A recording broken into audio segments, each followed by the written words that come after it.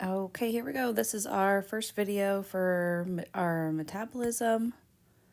So we're going to do a little bit on just like the basics of metabolism that apply to a lot of the metabolic pathways. And then we're going to go into two pathways in particular, glycolysis and fermentation.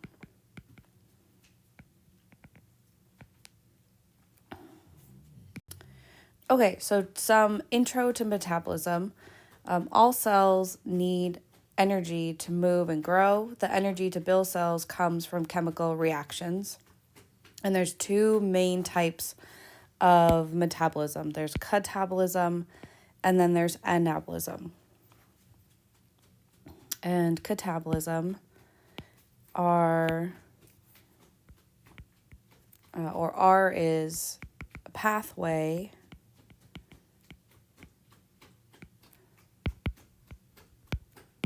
that starts with like larger molecules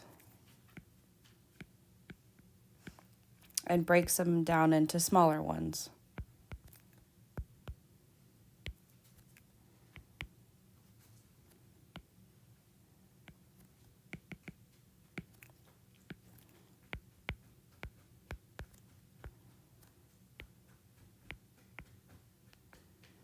In doing so, these pathways lead to the production of ATP.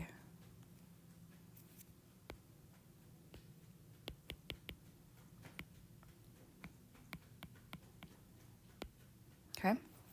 And anabolic pathways are the opposite. These are pathways that start with small molecules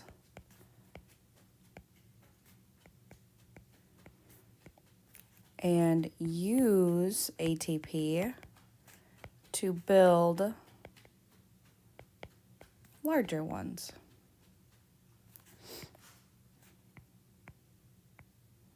Okay. So what is a pathway?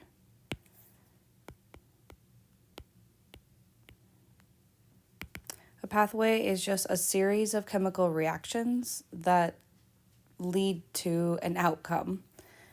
So it's a series of chemical reactions that either lead to the production of ATP or lead to building up big molecules.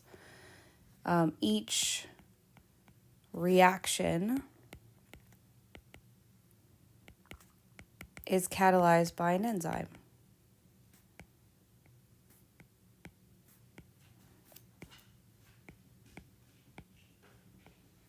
The molecules in the reactions are called intermediates.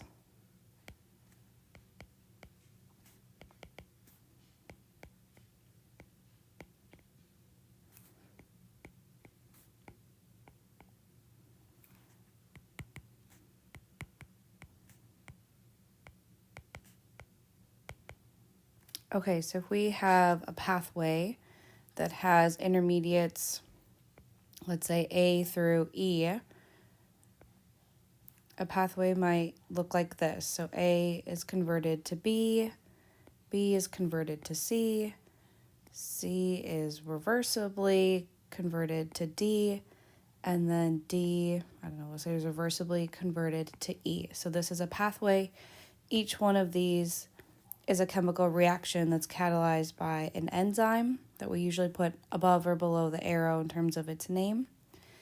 And then the molecules in between the arrows are called the intermediates. Well, overall, this would be considered a pathway. It has many intermediates and many enzymes that catalyze the reactions.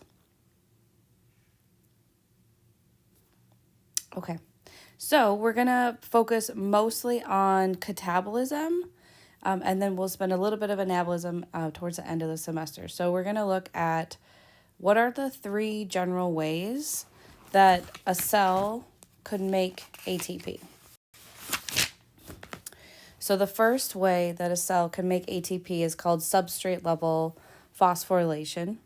And this is a little bit of how it sounds. A substrate of the reaction, or an intermediate, will pass a phosphate to create ATP. So if I have,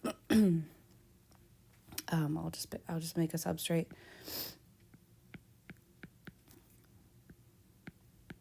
A P with a circle is a phosphate. Like a monosaccharide that has a phosphate. So this would be considered the reactant intermediate or the substrate intermediate. If this phosphate is passed to ADP in the reaction, so you imagine that the phosphate, the last phosphate here is grabbing this phosphate from the substrate, then you can make ATP and leave the other product unphosphorylated. Down, up and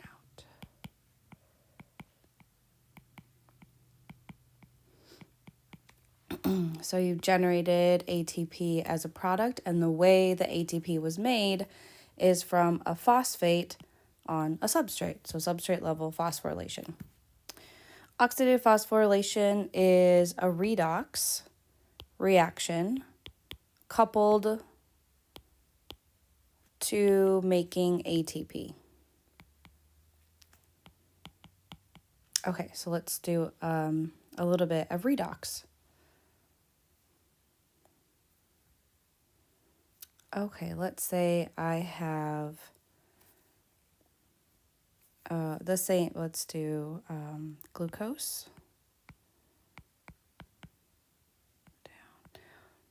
Down, up and out.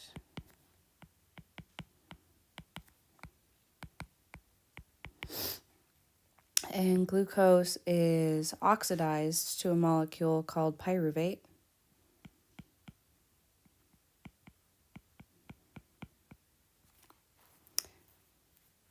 When something, so I would say in this case, glucose is oxidized. And if you remember oxidation and reduction, or I remember them as oil and rig, where oxidation is loss of electrons and rig is reduction, is gain of electrons. In biochemistry, oxidation is usually seen as the generation of oxygens or the loss of hydrogens. And then reduction would be, you might see that as a gain of a hydrogen because the hydrogens come with electrons. So how do I know in this case that glucose was oxidized to pyruvate? Well, I could look at the ratio of carbon-hydrogen to carbon-oxygen bonds. So I'll do green. So first I'm just going to count up all the carbon-oxygen bonds. So there's 1, 2, 3, 4, 5, 6. So I'm just going to say there's 6 C to O bonds. And then I'm going to look at the number of carbon-hydrogen bonds. Remember, there's an H here, there's an H here, H, H, H, 2 of them here. So I'll count them up. So I've got 1, 2, 3, 4, 5, 6, 7. Okay, so I've got 7 carbon-hydrogen bonds. And if the carbon-hydrogen bonds become oxygen bonds, then those are oxidized to carbon-oxygen bonds. So let's count up the number of carbon-hydrogen and the number of carbon-oxygen. So on pyruvate, there's 3 CH bonds.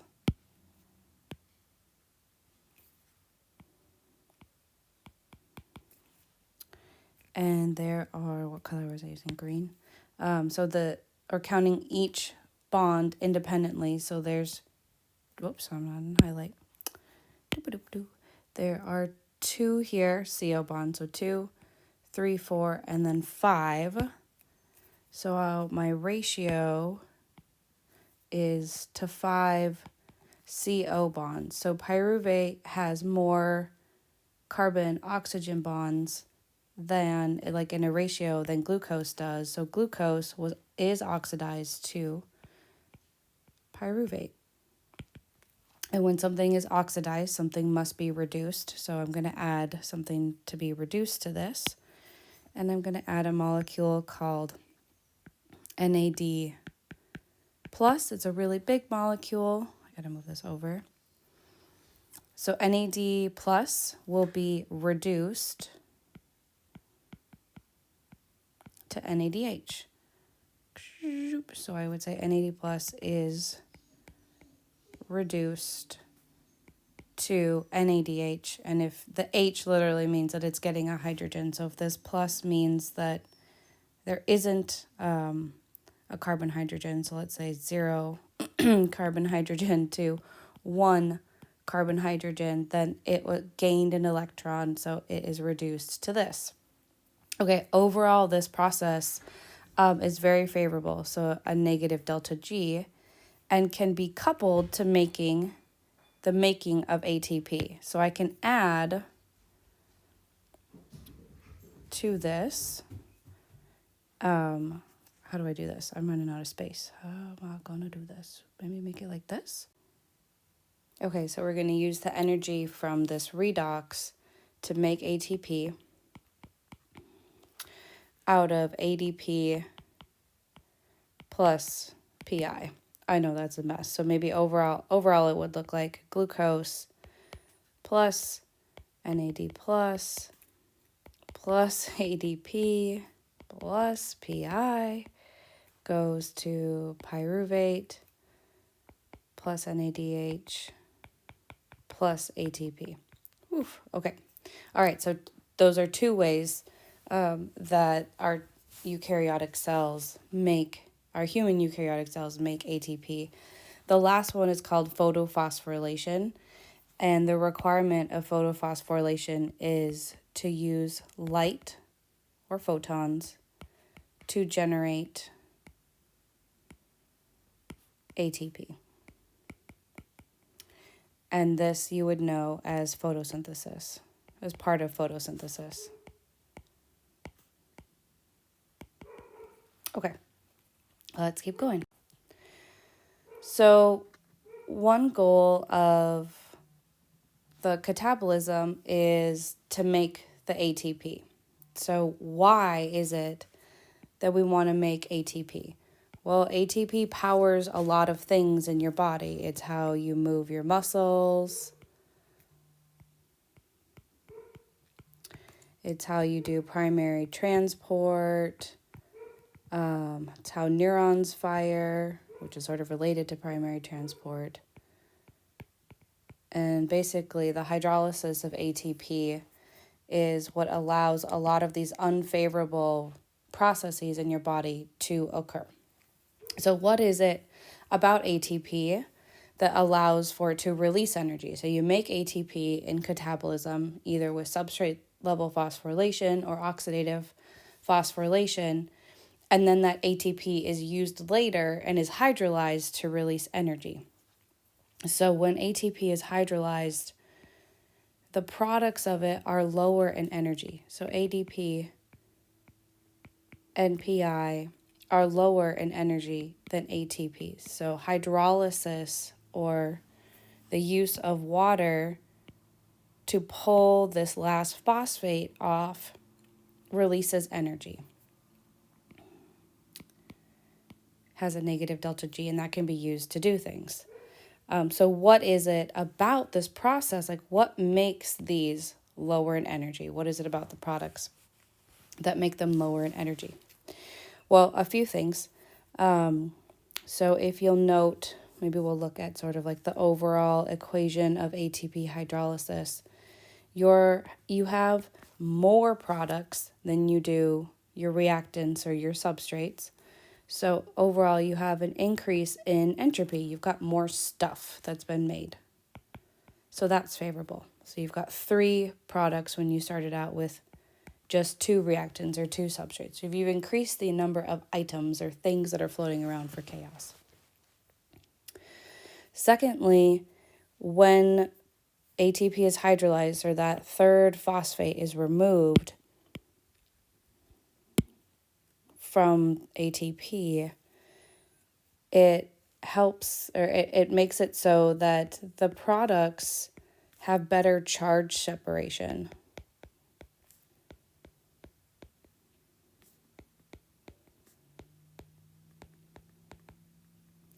Than the substrate did. So you have like 3 negative charges in a row. Those really push and repel on each other. And then when you get one, you only have 2 in a row, and that's favorable. So that is a favorable in the delta H category.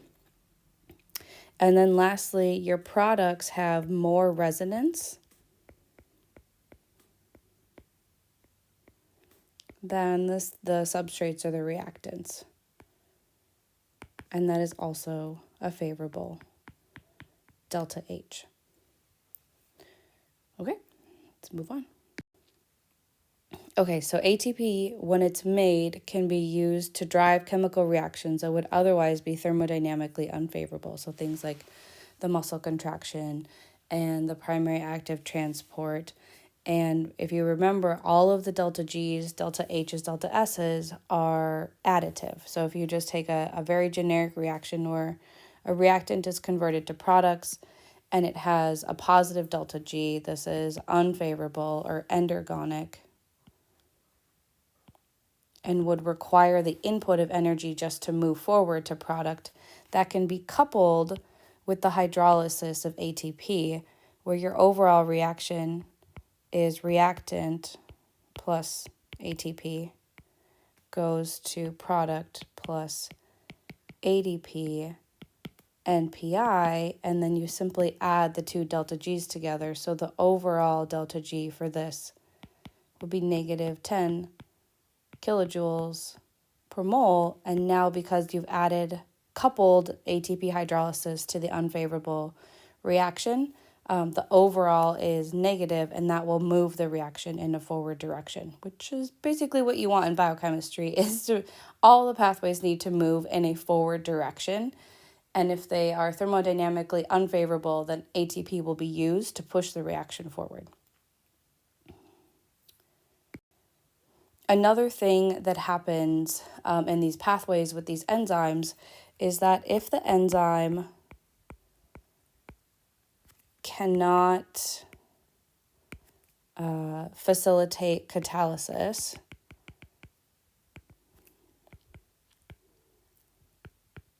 with just the side chains of the amino acids, then a coenzyme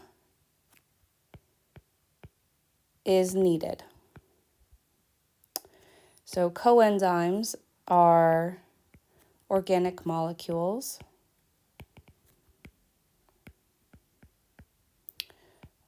that go into active sites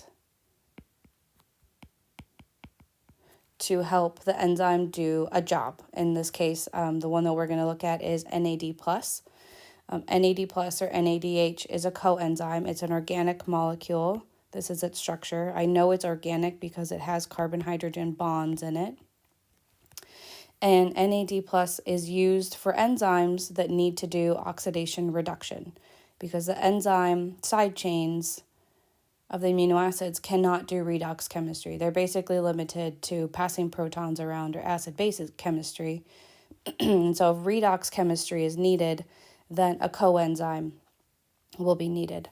The other type of thing that gets added to active sites to help facilitate reactions are cofactors, and these are inorganic. I'll call them ions. So you think of like zinc, iron, magnesium, things that don't have carbon-hydrogen bonds can go into enzyme active sites to also help facilitate the reaction. We're going to focus on NAD+ because we're going to see it a whole bunch. It's an incredibly important coenzyme that is used in a lot of enzyme catalyzed reactions. NAD stands for nicotinamide adenine dinucleotide. Oh, and coenzymes are derived from vitamins. So you eat the vitamin, and it's the starting material for a coenzyme. The vitamin that you eat to give you nicotinamide is vitamin B3, also known as, oops, I spelled that wrong, also known as niacin.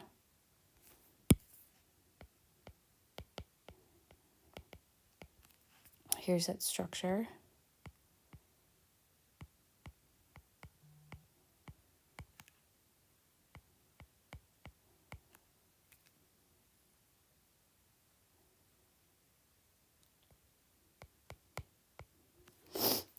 So this is the vitamin that you would eat if you were taking your vitamins or just eating like fresh fruits and vegetables and some meats. You would be eating vitamin B3, and this vitamin would get attached to the dinucleotide, and it is right here. So this is the nicotinamide part of the ring, and this is the part of NAD that is able to do the redox reaction. So anyways, you eat vitamin B3 to give you NAD plus or NADP plus.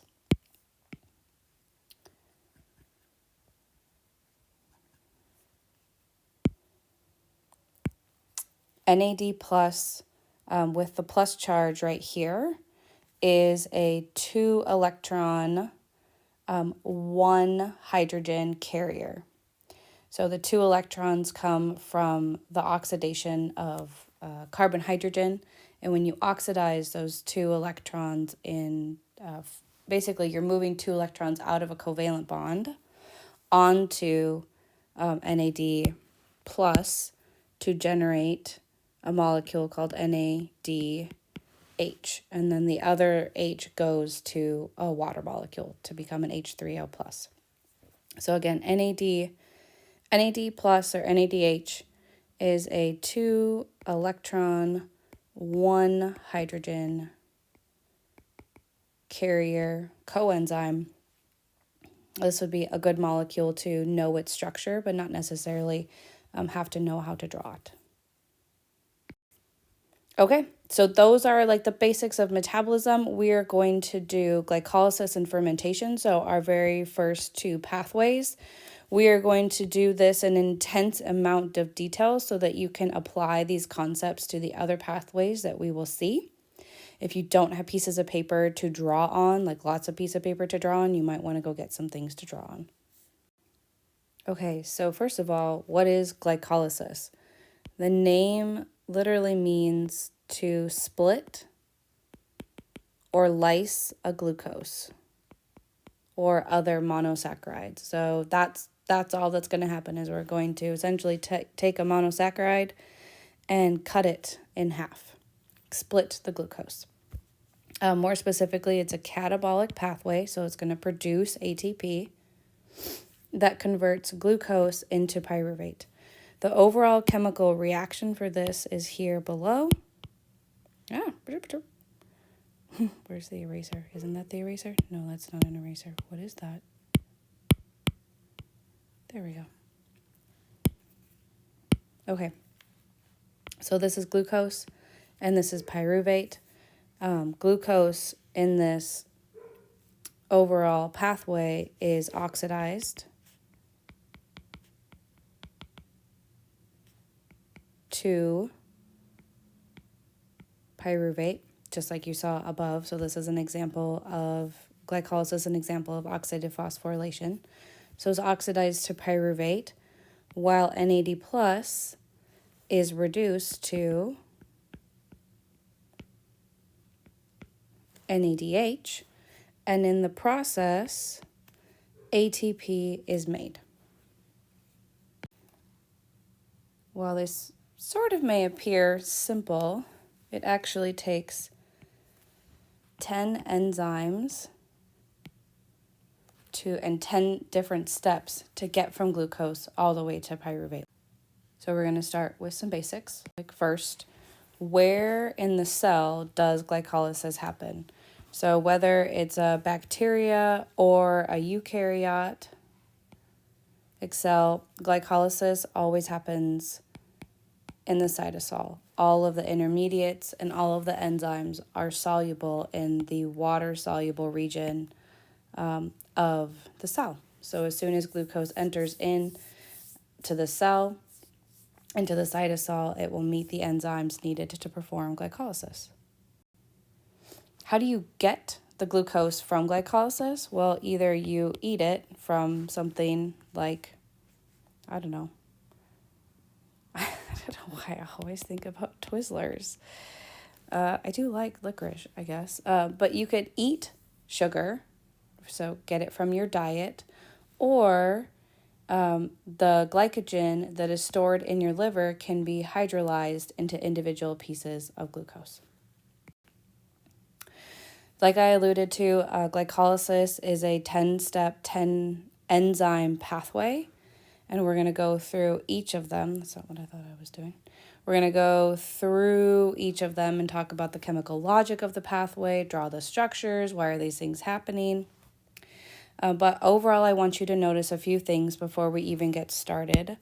In glycolysis, there are 3 irreversible steps, and they happen at the very first and the very last one, and that's really important because all the other reversibles have to have a reason to move forward or a push to have the pathway move in one direction.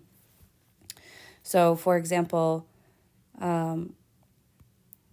based on Le Chatelier's, with this being irreversible, you'd have a high concentration of this particular intermediate, which would push all of these equilibrium reversible reactions forward.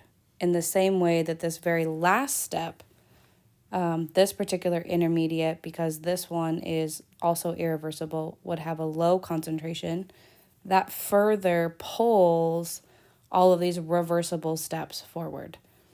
And this keeps the pathway moving in a singular direction. And these irreversible steps just means that that step has a very large negative delta G. You can't go backwards on any of these steps.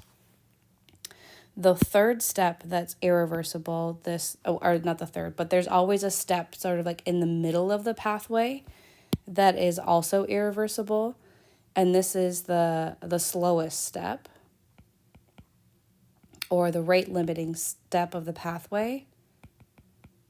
And this is the point of the pathway that's the most regulated.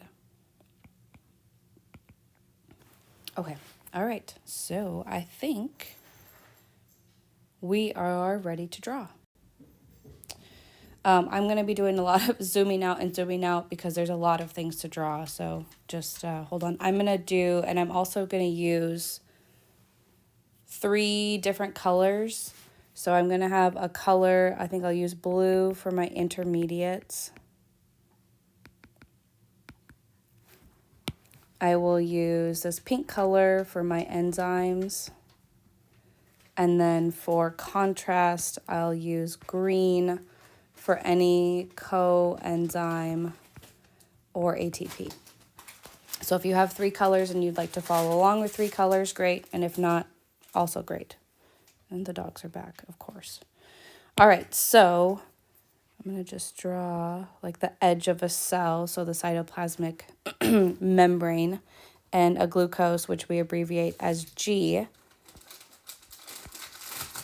We'll need a transporter to come into the cell, into the cytosol. Okay, always with the dogs. Okay, so glucose, let's draw a structure. Draw the Hayworth structure. This would be a structure to memorize.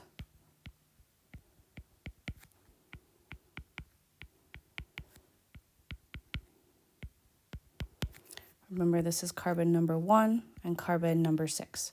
The very first step, like I said, in glycolysis is irreversible, and it generates an intermediate called glucose 6-phosphate. So we're going to put a phosphate on the 6 carbon.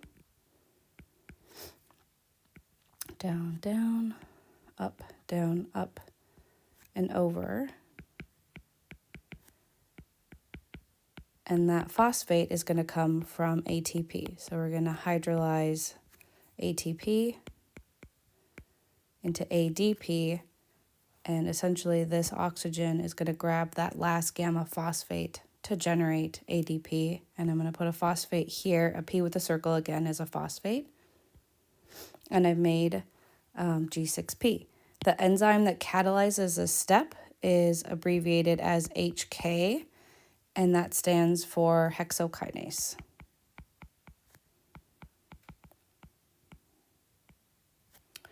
So we talked a little bit about the need for the first step in the pathway to be irreversible, but there's a few extra pieces with that.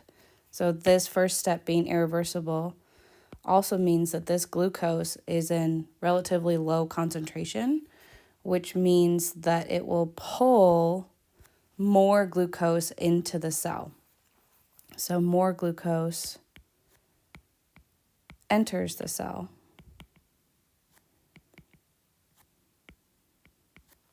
Additionally, adding the phosphate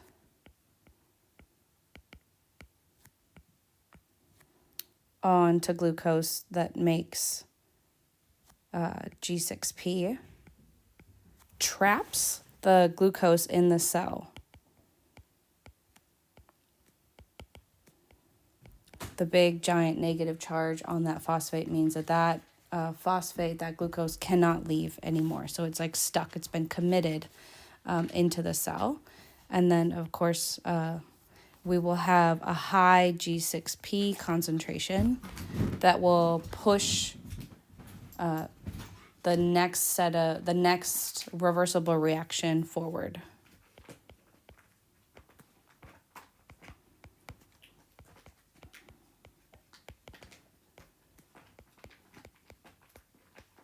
Okay, things like this are what biochemists call chemical logic.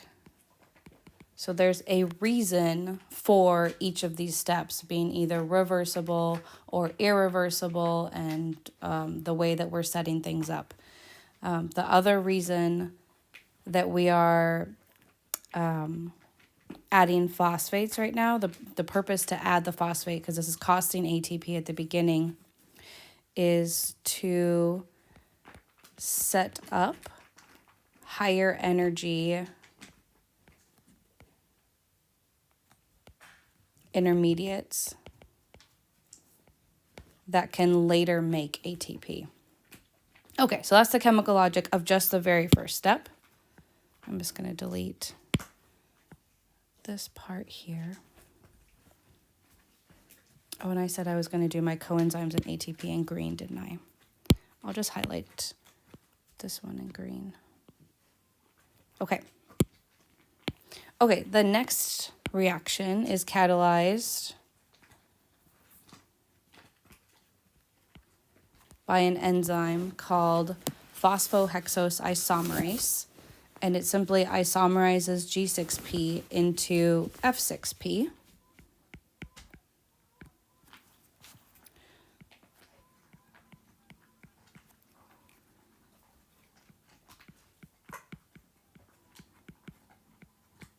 So this is now carbon number 1 is up and out of the ring. Up, down, and O with the phosphate. So my 6 carbon still has the phosphate. OH, OH. Phosphohexose isomerase is abbreviated PHI. Phosphohexose isomerase. And the reason that phosphohexose isomerase happens next is to make a more symmetrical looking molecule.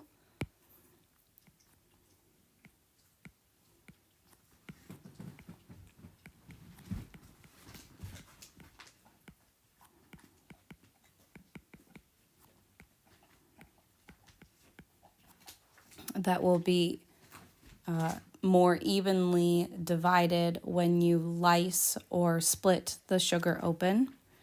And then also the OH on carbon number 1 is easier to phosphorylate when it's out of the ring.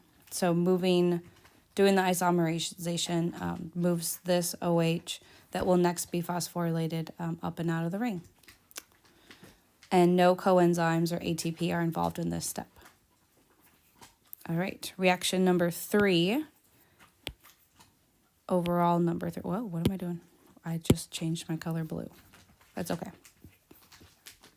Is our second irreversible step that will generate a molecule called F16BP. Changed a lot of things, but that's okay. Actually, it's really bothering me now. What did I change? So F16BP means that we add another phosphate, but it's going to go onto the first carbon.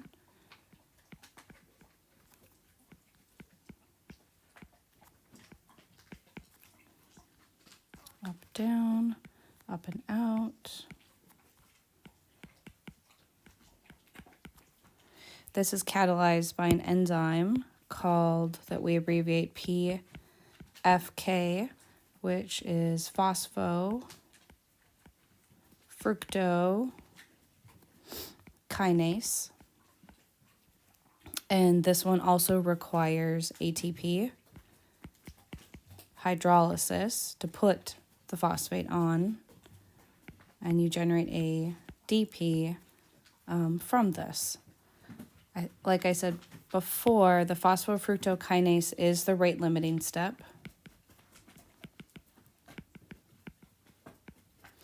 Adding the phosphate to carbon number 1, and from before we had 6, this makes the most symmetrical molecule that we can get.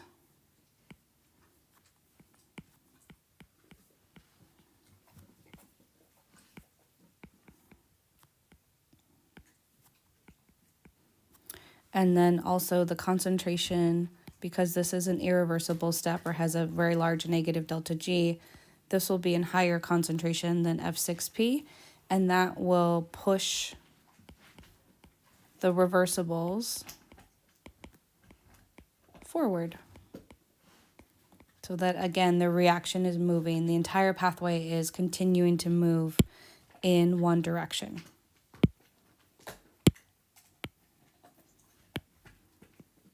These 3 steps are like together generally called the energy investment phase because it costs ATP to get to these intermediates. But from here forward, we're going to move into the energy generation phase. So we're going to make some ATP. Okay. All right.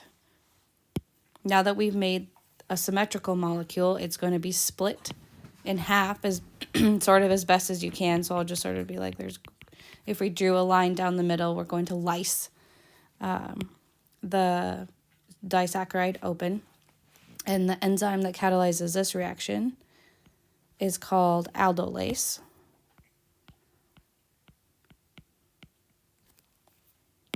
And aldolase will generate 2 products because we're cutting this in half. The first product is from carbons number 1, 2, and 3. So this was carbon 1, carbon 2, carbon 3 from over here. 1, 2, 3. And this intermediate is called dihydroxy. Oh, I flipped the order of things. That's okay. Dihydroxy acetone phosphate. And the second product is from molecules 4, 5, and 6. And you get an aldehyde, hence the aldolase, CHOH, and the other phosphate. And this is glyceraldehyde 3-phosphate. Only one of these 2 is going to move forward through the reaction. So the next enzyme in the pathway is going to convert dihydroxyacetone phosphate to G3P. So I'm just going to draw it's a reversible step, but we move forward to G3P. And that enzyme is called triose isomerase.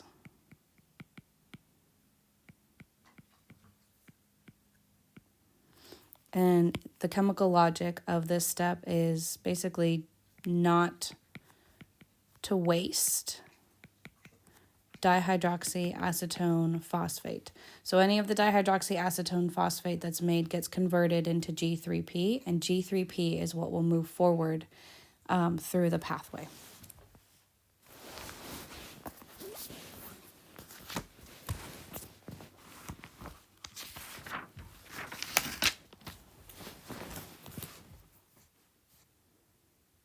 Okay, moving forward, I like to call the rest of this like the land of the 3 carbon intermediates, because everything moving forward has 3 carbons, and we're just shuffling the phosphate around to try to make things that are high energy phosphate molecules to make ATP. Okay, so starting with G3P, our next enzyme catalyzed reaction. Again, I'm going to do the double-headed arrows because it's reversible, but I'm going to show that we're moving in a forward direction. Is an interesting reaction because we are going to add an inorganic phosphate. This is just a single phosphate ion.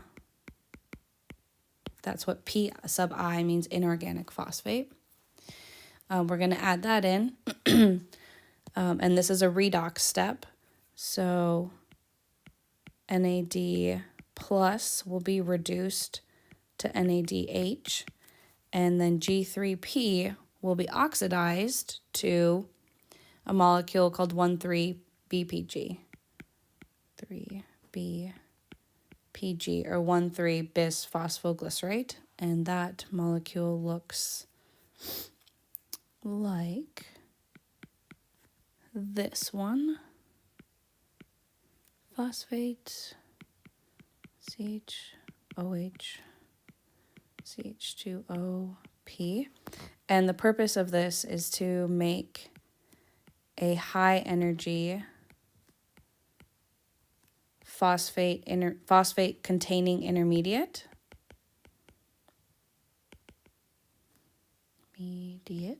So that later we make ATP. And the enzyme that catalyzes this reaction is abbreviated as GAP, DH, which stands for glyceraldehyde phosphate dehydrogenase. DH is a common name for enzyme, so this is dehydrogenase. Just food for thought, all dehydrogenases catalyze redox reactions. So you're always going to need a coenzyme for any enzyme that's a dehydrogenase. So this is called GAP dehydrogenase. Okay, so we've made 1,3-BPG. And now, because 1,3-BPG is a high energy intermediate, so here we will make ATP. So we'll use ADP plus a phosphate, so that will grab a phosphate from 1,3-BPG to synthesize ATP. And the product of this reaction is 3-phosphoglycerate, or what we call 3-PG.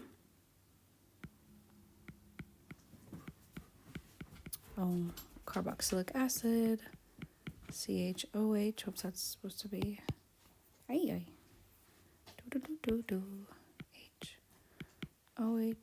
CH2O phosphate. And the enzyme that catalyzes this reaction is abbreviated as PGK.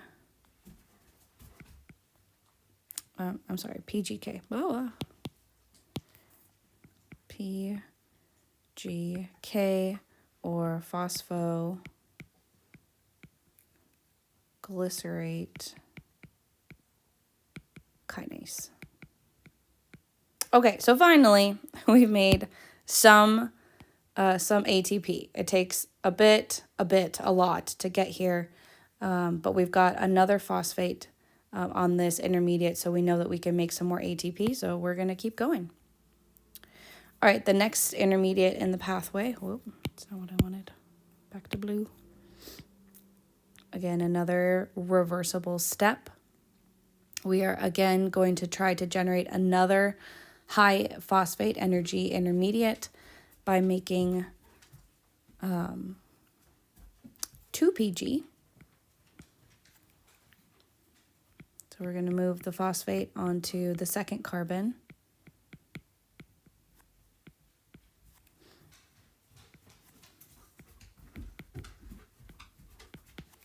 And the enzyme that catalyzes this reaction is abbreviated as PGM, or phosphoglycerate mutase.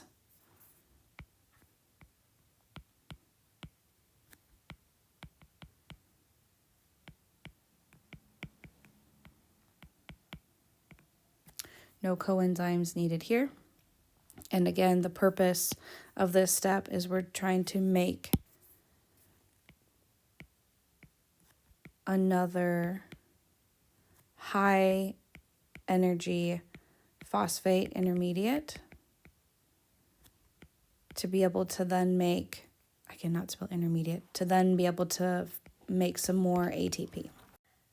Okay, and so this leads us to our next highest energy intermediate that's called PEP, or phosphoenol pyruvate.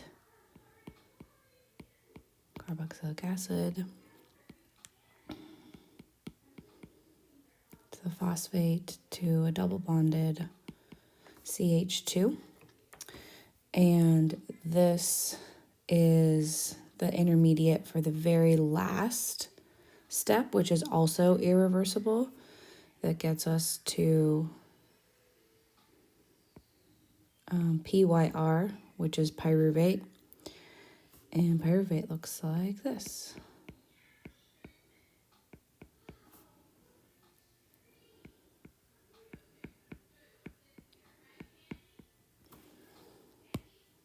Oh, I forgot the enzyme, excuse me, that catalyzes this step is called enolase. Okay. And then the last irreversible step is catalyzed by PK. Whoa, PK. And that is pyruvate kinase. And in this very final step is where we generate some more ATP. So ADP plus this phosphate will make a TP. And this in particular is an example of substrate level phosphorylation.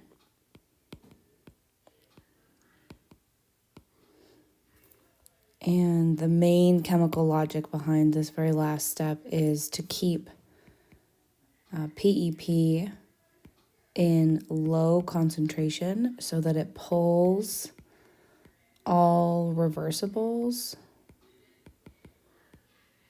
forward, the ones that come before it, in forward direction, so that you have like an overall movement of the pathway all the way to pyruvate. Technically, this is also an example of substrate level phosphorylation. However, if you were to couple these two reactions together, that would be an example of oxidative phosphorylation if you couple them all together. But as an individual step, there's one substrate level phosphorylation here, and then a second substrate level phosphorylation here. All right, so those are the 10 steps of glycolysis, starting with glucose and ending with pyruvate. Overall, the intermediates are increasingly oxidized, and as they are oxidized, the NADH is reduced, or NAD plus is reduced to NADH. Okay, so I wanted to do just a quick summary of the whole process. So we start with, we'll do glucose entering the cell again. This is like the quick and dirty way of writing glycolysis. So we start with glucose, which is converted into G6P irreversibly, and then isomerized into F6P. which is then converted into F16BP, and that is split into dihydroxyacetone phosphate plus G3P. The dihydroxyacetone phosphate is converted into G3P so that you can move forward with only one set of intermediate through the pathway. And then we have a very important redox step that generates 1,3 bisphosphoglycerate, or 1,3-BPG. And then we move the phosphates around so that we can make ATP. So the next step, we make ATP and we generate 3PG, and then we make 2PG, and then we make PEP, and finally our final irreversible will end up on pyruvate. So a few things to add in here. This beginning phase costs us 2 ATPs just to be able to get a molecule that is able to be split in half. So at the get-go, it costs some ATP. And then in sort of what you might call the second half, we add PI here and we get NADH out. And we have 2 events that yield ATP back out. ATP comes out here and then here. But we don't have currently full conservation of mass. Like, this isn't completely balanced. So if you'll remember that glucose is 6 carbons. Oops, that's not supposed to be a 3. That was supposed to be a C. 6 carbons. This one is 6 carbons. 6 carbons. 6 carbons. And then we have 3 carbons and 3 carbons. When 3-dihydroxyacetone phosphate is converted into G3P, we'll have 2 of those move through for every 1 glucose, so that we now like total 2 times 3 is 6. So that means coming out of the second half, if we start with glucose, we should get 2 NADHs. You need 2 of those, 2 of those. You'll get 2 ATPs, 2 of the 3 PGs, 2 of the 2 PGs, 2 PEPs, 2 ATPs, 2 pyruvates. When you start with glucose, because you need to have, we didn't lose any carbons as CO2.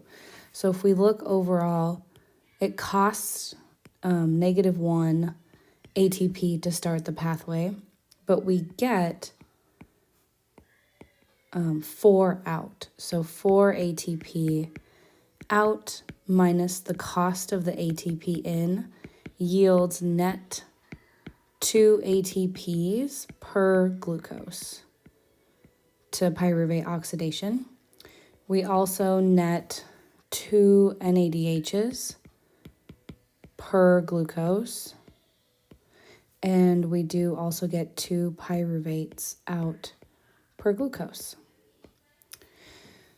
And to finally end this all, or move to the final pathway, so we were going to do glycolysis and fermentation. Pyruvate is an extremely important intermediate, and what happens next to pyruvate are called the fates of pyruvate. And there's 3 main fates of pyruvate. One is that pyruvate can be made into alanine, so you can make an amino acid. Another is you can move pyruvate into the PDC and the TCA cycle, or what you might know as Krebs cycle. And then the third one is to go into fermentation. So I'm going to, fermentation is in humans is a 1-step reaction where pyruvate is reversibly converted into lactic acid. And this is a redox reaction that is catalyzed by the enzyme lactate dehydrogenase. which is abbreviated LDH. And because this is a redox reaction, we need to use a coenzyme. And in this direction of the reaction, NADH goes in and NAD plus comes out. So if we look at the molecule pyruvate,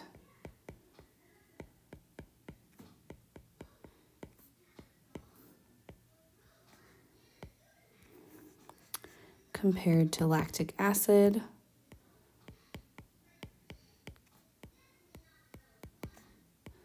you'll see that pyruvate is being reduced. It's gaining hydrogens, it's gaining electrons to become lactic acid, which is also called lactate. The ic acid and the ate sort of mean the same thing. It's just whether the hydrogen is on the carboxylic acid or whether it's not.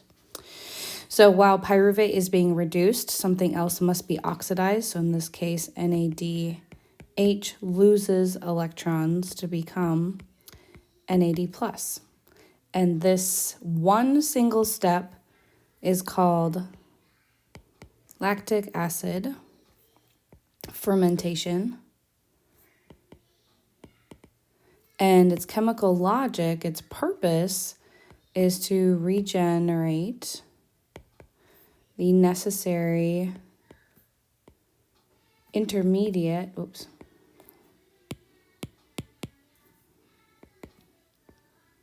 Can you hear Gabby Dollhouse? Intermediate. Oh my gosh, I can't spell. Okay, here we go. Let's put necessary starting material for glycolysis to keep running. Okay, so what am I talking about here?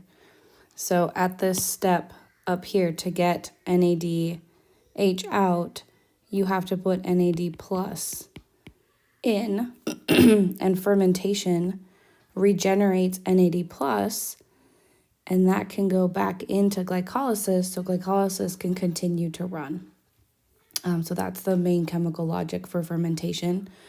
Fermentation also occurs in the cytosol. So it occurs in the same location as glycolysis, and it is a one-step reaction for eukaryotes. There's also ethanol fermentation that happens in yeast and other bacteria, and that's a two-step fermentation process, but we're going to focus only on metabolism that humans do.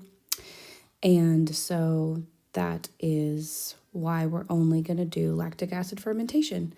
And I think, oh boy, 13 out of 14 slides. You know what? I did that in this one. So I did the what happens to pyruvate here. So I'm going to go ahead and end the video, and I will see you in class.